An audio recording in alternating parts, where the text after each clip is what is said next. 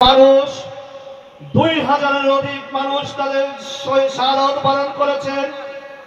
এই শাহাদাতের বিনিময়ে তারা চেয়েছিল একটি নতুন বাংলাদেশ দেখতে। তারা চেয়েছিল একটি বৈষম্যমূলক বাংলাদেশ না হোক। তারা চেয়েছিল দুর্নীতিমুক্ত একটি বাংলাদেশ দেখতে, যেই বাংলাদেশে সকলের সম অধিকার থাকবে। এমন একটি বাংলাদেশ দেখার স্বপ্ন নিয়ে, শাহাদাতের তামান্না নিয়ে আজকে তারা শাহাদাত বরণ করেছিল। আমি বলতে চাই, তাদের স্বপ্নকে বাস্তবায়ন করার জন্য বাংলাদেশ জামাত ইসলামী নিরলসভাবে কাজ করে যাচ্ছে।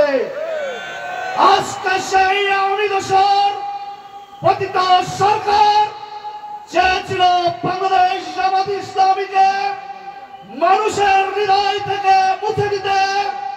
জেল, জুলুম, হুলিয়া, গুম, শাহাদাতের জামাতের শীর্ষ নেতৃবৃন্দের ফাঁসির মাধ্যমে বাংলাদেশের আপামর জনগণের হৃদয় থেকে জামাত ইসলামের নামকে মুছে দিতে আজকে এই জনসমুদ্র প্রমাণ করছে তারা ব্যর্থ হয়েছে।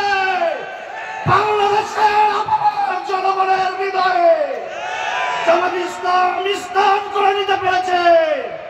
আজকের মাগুরার এই ঐতিহাসিক সম্মেলন থেকে বলতে চাই, শহীদ ফজলুল আবরে ফরজ সহ যারা মাগুরার বিকাশ শাহাদাত বরণ করেছে, মাগুরার সকল নেতৃবৃন্দকে স্মরণ করতে হবে, মনে রাখতে হবে।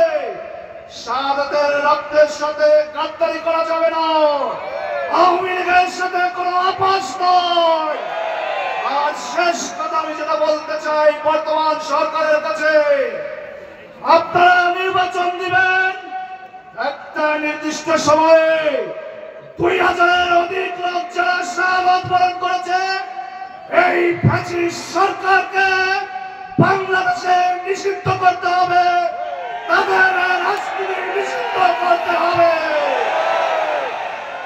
ঢাকা না দিল্লি, ঢাকা ঢাকা, আপোষ না সংগ্রাম। আল্লাহ হাফেজ।